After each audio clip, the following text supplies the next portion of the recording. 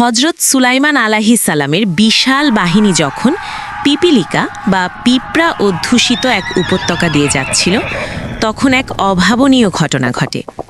সুলাইমান আলাইহিস সালামকে আল্লাহ তাআলা বাতাস নিয়ন্ত্রণ, জিন জাতি এবং পশু পাখির ভাষা বোঝার অলৌকিক ক্ষমতা দিয়েছিলেন। তার বাহিনীতে ছিল হাজার হাজার মানুষ, জিন এবং সারিবদ্ধ পাখির দল, যাদের কুচকাওয়াজে প্রকম্পিত হচ্ছিল চারপাশ।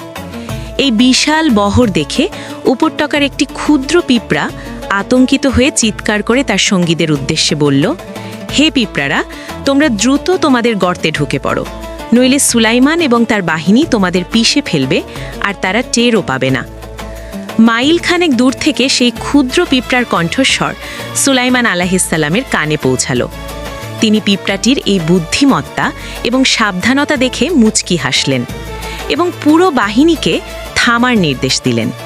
তিনি ঘোড়া থেকে নেমে আল্লাহর দরবারে শুকরিয়া আদায় করলেন যে আল্লাহ তাকে এমন এক ক্ষুদ্র সৃষ্টির ভাষা বোঝার তৌফিক দিয়েছেন।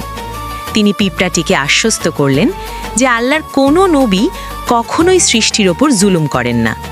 এরপর বাহিনীটি অত্যন্ত সতর্কতা অবলম্বন করে সেই পথ পার হলো, যাতে একটি পিঁপড়াও ক্ষতিগ্রস্ত না হয়। এই ঘটনাটি পবিত্র কুরআনের সূরা আন-নামলের 18 এবং 19 নম্বর আয়াতে অত্যন্ত চমৎকারভাবে বর্ণিত হয়েছে। এটি আমাদের শেখায় যে ক্ষমতা যতই বিশাল হোক না কেন, ক্ষুদ্রতম প্রাণের প্রতি দয়া ও মমতা থাকাই হলো প্রকৃত শ্রেষ্ঠত্ব।